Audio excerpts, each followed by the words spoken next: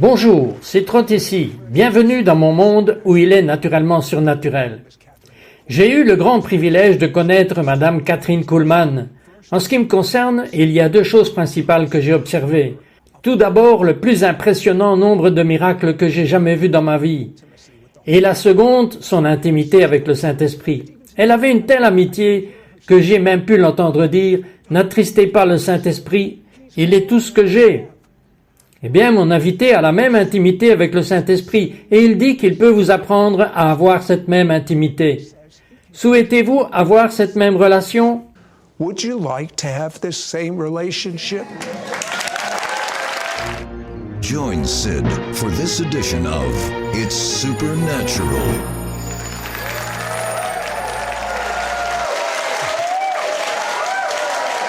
Vous savez, David, la dernière nuit, vous m'avez envoyé un texto. Vous étiez tellement excité, et vous m'avez tellement excité concernant un grand miracle passé. Parlez-moi de cette personne. Tell me about that person. J'exerçais dans mon ministère ici dans la région, et j'aime servir chaque fois que nous visitons une ville, et donc nous sommes allés dans la forêt de Wake, et nous étions dans un service où la puissance du Saint-Esprit se déplaçait. Je vous le dis, c'était comme une gloire pesante. Je pensais que j'allais commencer à voir le nuage se manifester, celui qu'on voit parfois, mais la présence du Saint-Esprit était si tangible, si réelle, et les gens ont commencé à être guéris. Et donc, il y avait ce monsieur tout au fond qui adorait, et le Seigneur me parla dans mon esprit. Il a dit, je veux guérir cet homme. Et je savais que cet homme allait être guéri. Mais je ne savais tout simplement pas quelle était sa maladie. Alors je l'ai appelé, et au moment où il est arrivé à l'avant, je me suis rendu compte qu'il avait quelque chose au cou, et qu'il était incapable de bouger le bras. Il m'a raconté son histoire, que le cancer avait rongé certaines parties de son corps et avait enlevé le muscle qui lui permettait de lever le bras. Toute l'Église pouvait témoigner de cela parce qu'ils avaient été avec lui tout récemment lors d'une conférence. Et ils ont dit que tout au long de la conférence, cet homme avait adoré avec un bras levé et l'autre bras vers le bas. Je prie dans le nom de Jésus que vous soyez guéris. Et donc j'ai mis la main sur lui, comme je le fais souvent. Je sentais parfois c'était comme de l'électricité et parfois c'était comme de la chaleur. Et j'ai juste senti la puissance tangible de Dieu toucher cet homme. Et je le savais, j'ai dit quelque chose se passe avec cet homme en ce moment. Et l'homme vient de lever son bras droit vers le haut. Attendez, il n'avait pas de muscles. Il n'y avait plus de muscles là. Mais c'est impossible. Ce n'était pas possible et en fait il était en train de faire la démonstration du contraire devant tout le monde. L'église entière a éclaté dans la louange et je me demandais pourquoi. Ok, il est capable de lever le bras, mais je lui ai demandé quel était vraiment le problème avec vous. Et quand j'ai eu les détails, il s'avère que le cancer avait rongé certaines parties de son corps et ils avaient dû retirer ce muscle et il l'avait mis dans son cou. Et il a dit, c'est le muscle qui est censé m'aider à lever le bras et il n'est même pas possible de faire cela. Donc j'ai demandé au pasteur de vérifier, parce que vous savez, parfois les gens inventent des trucs. J'ai donc demandé au pasteur de vérifier, j'ai demandé à l'église de vérifier, et j'ai parlé à cet homme, et il était juste étonné. Toute l'église était étonnée de voir ce miracle, et quand les gens ont commencé à adorer le Seigneur pour cela, une autre vague de guérison a commencé partout dans l'immeuble. C'était la puissance du Saint-Esprit. Power of the Holy Ghost.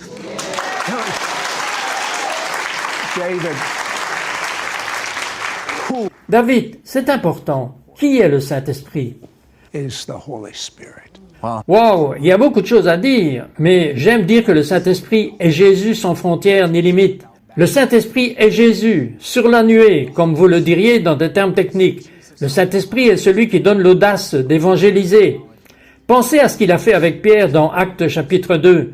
Le même homme qui avait renié Jésus, maintenant annonçant hardiment l'Évangile. Et pour chaque fois qu'il avait renié Jésus, 1000 personnes sont venues au Seigneur. Pensez au Saint-Esprit. Et comme il attise la foi dans les âmes, nous faisons croire au miraculeux d'une manière que nous n'y aurions pas cru autrement.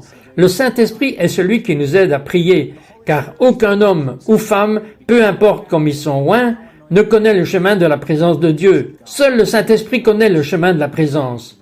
Et ainsi, dans la prière, il nous guide. Dans l'adoration, il révèle Jésus et le rend réel, provoquant nos cœurs à remuer et à brûler avec le feu sacré. Là où nous ne pouvons contenir cette passion qui déborde de nous comme une adoration de Jésus. Le Saint-Esprit est celui qui nous aide à marcher dans la sainteté. Alors pour ceux qui sont liés et accablés par la honte et la maladie, c'est-à-dire le péché, le Saint-Esprit offre la liberté. Il est l'Esprit de sainteté, celui qui brise le pouvoir et les chaînes que même pour ceux qui ont des habitudes depuis des années, il brise ses dépendances, il rompt ses servitudes. Le Saint-Esprit est celui qui délivre les captifs de l'oppression démoniaque. Le Saint-Esprit est celui qui bouge en nous et nous donne la révélation de la parole. Parfois, quand nous lisons la parole, nous disons « je veux juste voir Jésus ». Il provoque l'information du mot pour aller de juste l'information à la révélation, et la révélation apporte la transformation. Le Saint-Esprit est celui qui nous accompagne et nous donne les mots à dire quand nous ne savons pas ce que nous devrions dire. Dans ces moments où nous disons « Saint-Esprit, aide-moi, je ne sais pas comment gagner cette personne au Seigneur, je ne sais pas comment parler », le Saint-Esprit remuera à l'intérieur de nous les mots qui viennent tout droit du Père. Le Saint-Esprit est celui qui ouvre le cœur des pécheurs, les faisant passer de têtus, des individus au cœur de pierre, aux personnes qui s'inclinent devant Jésus comme Seigneur. Le Saint-Esprit est celui qui nous oint pour le ministère et nous nomme à l'appel de Dieu. Il prend des vies ordinaires et fait d'elles des vies qui transforment le monde. J'aime dire qu'un seul moment passé en présence du Saint-Esprit peut transformer votre vie, mais une vie passée dans la présence du Saint-Esprit peut transformer les nations. Le Saint-Esprit est quelque chose de plus. Il fait une si profonde agitation. Qu'est-ce que c'était? Pensez-vous qui a fait que les martyrs ont donné leur vie et ont dit « Prenez mon sang, nous voulons prêcher l'Évangile ». Jésus est Seigneur, c'est le Saint-Esprit. Remuant l'amour de Dieu dans leur cœur, répandant l'amour de Dieu dans nos cœurs. Le Saint-Esprit est celui qui nous donne toutes les promesses du Père. Le Saint-Esprit est celui qui nous fait marcher dans la parfaite volonté de Dieu, non pas au jour le jour, non pas à l'heure même, mais jusqu'à la milliseconde, comme Jésus. Down to the millisecond like Jesus. You really? Vous aimez vraiment le Saint-Esprit. Ah, je pourrais continuer encore et encore. Je vais vous dire, il ne fait pas que continuer encore et encore, et c'est la puissance et c'est la vérité qui vient au travers. Et à un certain moment, le Saint-Esprit va l'impressionner pour prier pour des miracles. Je reviens tout de suite.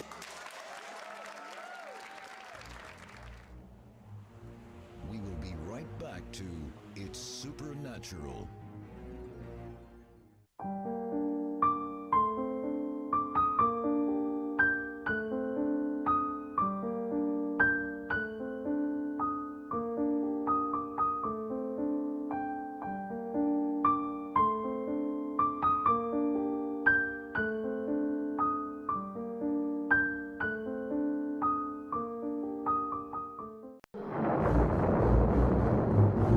We now return to It's Supernatural.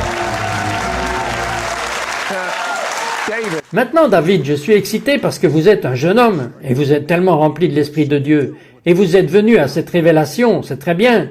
Mais comment avez-vous développé cette relation, cette intimité avec le Saint-Esprit? you develop this relationship, this intimacy with Well, the Holy Et c'est l'une de mes parties préférées. J'aime le comment parce que j'entendais souvent des sermons et je disais « c'est génial, mais dis-moi comment je peux faire ça aussi ». Et donc je voulais des choses très... I wanted some very Mais il y a même des livres sur comment avoir une relation avec le Saint-Esprit. Mais ils ne vous disent pas comment. Je veux dire, je suis le type de personne que si vous me donnez quelque chose que je peux postuler maintenant, immédiatement, que je peux éteindre ce programme, poser ce livre, partir dans ma chambre et commencer à le faire. Je veux donc parler de deux choses, le silence et l'immobilité. Vous voyez, la chair, notre côté charnel peut faire beaucoup de choses. Et elle ne se battra pas. Vous pouvez vous asseoir dans un service, elle ne se battra pas. Vous pouvez regarder un chrétien à la télévision, elle ne se battra pas. Vous pouvez lire la parole, les athées lisent la parole, les chefs de secte lisent la parole, mais ils ne voient pas de transformation. Mais au moment où vous commencez à chercher le Seigneur, la chair commence à se battre. Pourquoi? Parce que c'est dans la recherche que la chair meurt. C'est dans la recherche de l'Esprit que la chair meurt. C'est une des raisons pour laquelle le Saint-Esprit veut être recherché. Et donc j'ai dû apprendre cela un peu à la dure. Et je vais vous donner juste la version courte, parce que j'avais insisté pour chercher le Saint-Esprit. Il fut un temps dans ma vie où il y avait un mouvement rapide à ma spiritualité. Et puis j'ai eu l'impression de toucher ce mur. Et j'ai dit que je ne pouvais pas aller plus loin. And my Et au fait, vous savez, David, beaucoup de gens se rapportent à ce que vous dites. Ils ont heurté un mur, mais ils ne sont jamais allés plus loin. Ils sont restés là. C'est en quelque sorte comme s'ils étaient coincés à 10 ans. I'm going to say Je vais vous dire quelque chose. C'est un peu dur, mais il y a des gens qui ont besoin d'entendre cela. La vraie preuve que vous croyez dans la prière, c'est qu'en fait vous priez. Et la seule raison pour laquelle nous ne prions pas, c'est parce que nous ne croyons pas que ça va marcher. Et donc, je veux dire que Dieu a fait de nous une promesse. Il a dit, cherchez-moi de tout votre cœur et vous me trouverez, c'est une garantie. Et si vous croyez cela, vous le chercherez. Si vous ne le croyez pas cela, vous ne le chercherez pas. Mais la récompense, c'est lui. Il est ma grande récompense. Alors je me suis retrouvé à cet endroit, j'ai frappé ce mur et je suis devenu frustré. Mais j'ai dépassé la frustration avec l'aide du Saint-Esprit. J'ai tout essayé. J'ai essayé l'émotion. J'ai essayé de faire plus en volume. J'ai essayé de me connecter avec Dieu avec mon émotion. Ça ne marchait pas. J'ai essayé d'utiliser mon intellect. J'ai essayé d'utiliser ma passion. J'ai essayé de culpabiliser Dieu dans une réponse. Seigneur, ne m'entends-tu pas? Ne peux-tu pas me voir? Mais vous voyez, l'intellect a échoué. L'émotion a échoué. La volonté a manqué. Ce n'est pas par le pouvoir, ni par la pensée, mais par mon esprit, dit le Seigneur. Donc, dans Matthieu 6,6, Jésus dit, quand tu pries, va-t'en, en privé. La prière privée est révélée dans la puissance biblique. S'il n'y a pas de puissance biblique, c'est parce qu'il n'y a pas de prière privée. Alors, j'ai commencé à chercher le Seigneur en privé. Et vous savez, c'est tellement bien. Vous êtes passé juste à côté. J'espère que vous avez entendu ce qu'il a dit. Et donc, alors j'ai dû apprendre la chose la plus difficile, qui était l'immobilité. Et c'est difficile. Psaume 46, verset 10. Silence et sache que je suis Dieu. Soyez calmes et sachez. Le calme précède la révélation. I don't see Je ne vois pas trop de choses dans les films et à la télévision où les gens ne disent rien. Je veux dire qu'on nous apprend à remplir l'espace libre. C'est vrai, et nous sommes mal à l'aise avec le silence, parce que le moment où nous sommes silencieux, nous commençons à remarquer tout le chaos dedans. Et nous disons des choses comme « Eh bien, je n'ai pas senti de cette façon jusqu'à ce que je commence à prier. » Ce n'est pas qu'il est venu, et nous disons « Oh, eh bien, l'ennemi m'a attaqué quand j'ai commencé à prier. » Ce n'est pas le cas. Ce chaos intérieur a toujours été là. Vous n'avez jamais été assez silencieux pour le reconnaître. Pas étonnant que vous vous promeniez avec la dépression, l'anxiété, la déception et la confusion. Ce chaos intérieur est constamment là. Mais quand vous allez prier, ce n'est pas que ça ne s'affiche pas, c'est révélé. Et donc c'est pourquoi ça me prenait 4 heures pour entrer en présence du Seigneur. Là où j'ai senti sa présence, pas toujours physique, manifeste et tangible, la puissance, mais toujours le sens. Nous devons toujours sentir sa présence. Vigilance 24 heures sur 24 et 7 jours sur 7. Je peux vous dire, avec toute l'honnêteté, et je ne dirais pas cela si ce n'était pas vrai, je pense que vous savez cela de moi, il y a à peine 5 minutes qui sont passées où je ne suis pas au courant du Saint-Esprit. À peine 5 minutes où il ne me traverse pas l'esprit d'une certaine façon, où je ne sens pas certaines communications. J'appelle cela se retirer à l'intérieur de moi-même et la communion avec lui. and fellowshipping with him. Vous savez quoi? J'ai besoin que vous nous expliquiez un peu sur ce silence. about this silence.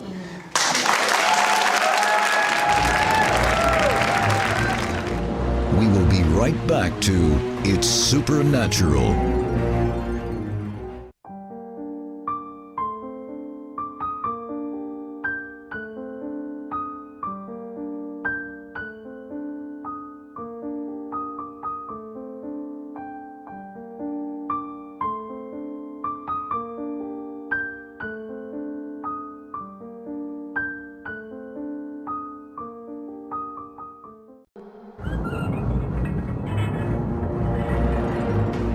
We now return to It's Supernatural. Vous savez, avant cette émission, vous parliez de quelque chose de si important. Le Saint-Esprit veut être recherché. Parlez-nous de cela. Holy Spirit wants to be sought. Right. Comment on that? And I think Et je pense bien qu'il y a plusieurs raisons pour lesquelles il veut être recherché. Mais l'une d'entre elles sur laquelle je veux me concentrer, c'est parce qu'il vous purifie. Dans la recherche, la chair commence à s'affaiblir et l'esprit commence à grandir. Pourquoi? Parce que la chair n'aime pas attendre. Et quand vous entrez dans la prière et que vous commencez à chercher le Seigneur dans le silence, dont je vais vous parler dans un instant, quand vous faites cela, la chair doit être tranquille. Sinon, vous vous retrouvez vous tortillant et voulant sortir hors de la prière.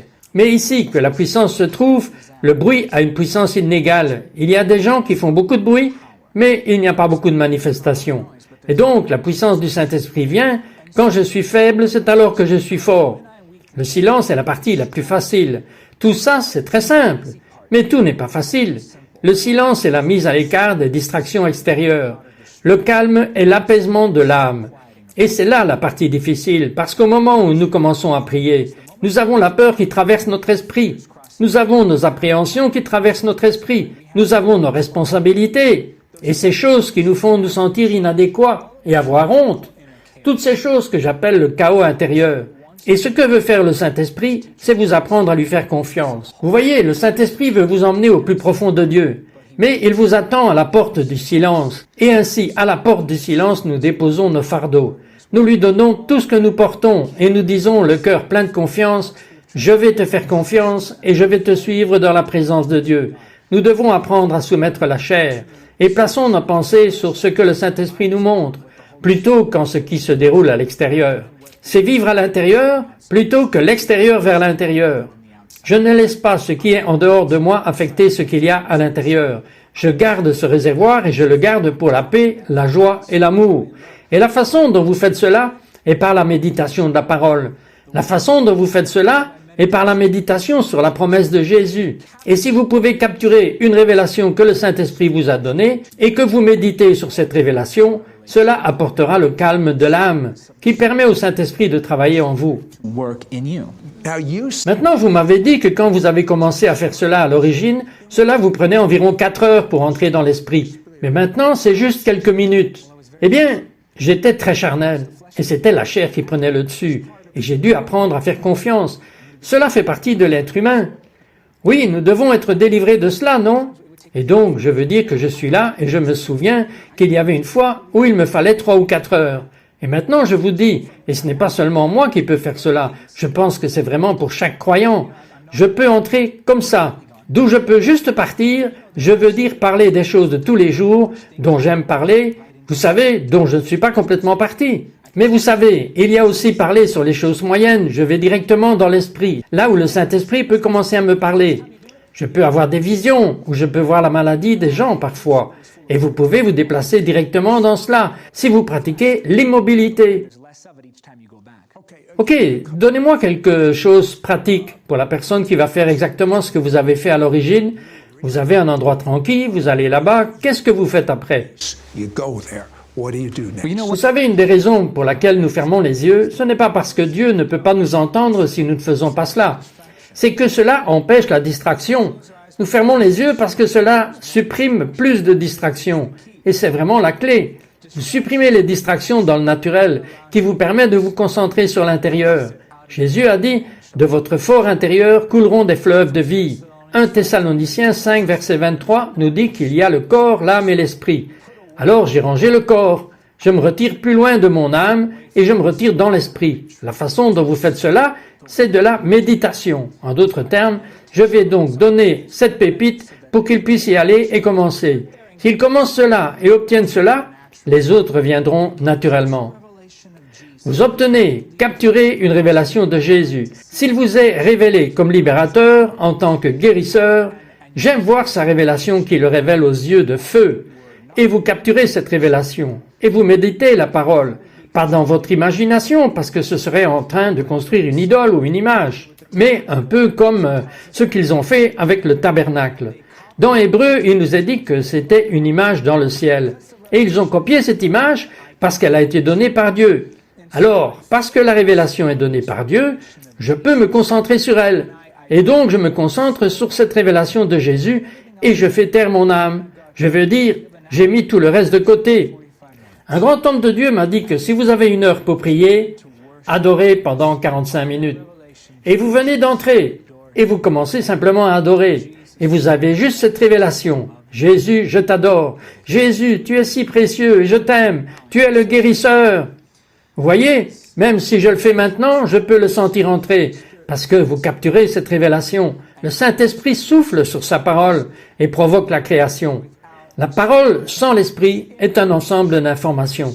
L'Esprit sans la parole est de l'inspiration.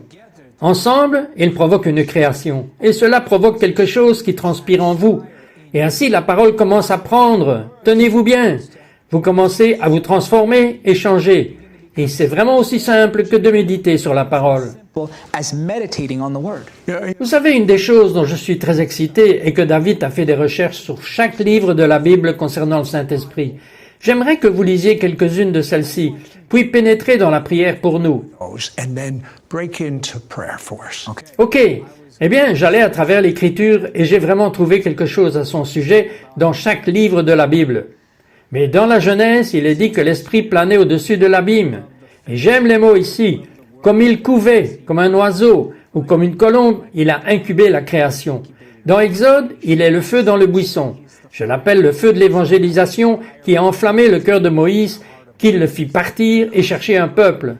Dans Lévitique, il est le feu souverain qui ne pouvait être allumé par Dieu.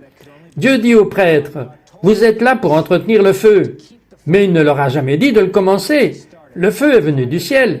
Nous devons surveiller le feu, pas le démarrer. Dans les Nombres, il est l'esprit qui séparait les hommes de foi des hommes de peur. L'Écriture les appelle un autre esprit. Dans Deutéronome, il est la nuée le jour et le feu la nuit, qui nous guide en toute saison dans nos vies. En Josué, il est l'esprit de percée. Qu'est-ce qui a fait tomber les murs? Ils ont poussé des cris, ils ont soufflé dans les trompettes. C'était le souffle de Dieu qui a été libéré et qui a fait tomber ces murs. Et ça continue encore et encore dans tous les chemins de la révélation. And on from all the way to Revelation. Pray 1 minute. Priez une minute. Father, Père, au nom de Jésus, je te demande, précieux Saint-Esprit, que tu commences à remuer dans celui qui regarde une faim et le désir de choses plus profondes de Dieu. Père, d'abord, laisse-les te sentir. Même maintenant, certains d'entre vous sentent en ce moment comme une chaleur. Je la sens. Certains d'entre vous ressentent comme une chaleur qui vous a envahi. Pour certains, c'est comme de l'électricité. Il y a des maladies guéries. Il y a... Oh mon Dieu, je vois beaucoup de choses en ce moment, mais Seigneur, je prie pour que tu commences à toucher ton peuple. Je te remercie pour l'onction qui est présente pour briser chaque joug. Je te remercie. Et Saint-Esprit, nous te souhaitons la bienvenue dans nos vies et dans nos ministères et dans nos foyers. Laisse ta présence saturer tout ce que nous faisons. Père, je prie pour que nous ne soyons pas des gens qui ont honte de l'œuvre du Saint-Esprit, que nous ne nous pensions pas nous-mêmes trop intelligents, que nous renierions celui qui a bâti l'Église. Mais Père, que nous dirions dans tous les aspects et avec tout ce que nous sommes, bienvenue Saint-Esprit. Viens faire ce que toi seul sais faire. Occupe-toi de nos églises, reprends nos ministères, prends le contrôle de nos vies. Père, laisse chaque partie de notre être s'abandonner à toi. Et nous prions pour que tu élèves le nom de Jésus. Magnifiez-le, glorifiez-le, et fais que nous le rendions plus réel pour nous que nous n'avions jamais imaginé possible. Au nom de Jésus, nous prions et nous le libérons, et nous sommes d'accord au nom de Jésus. this name.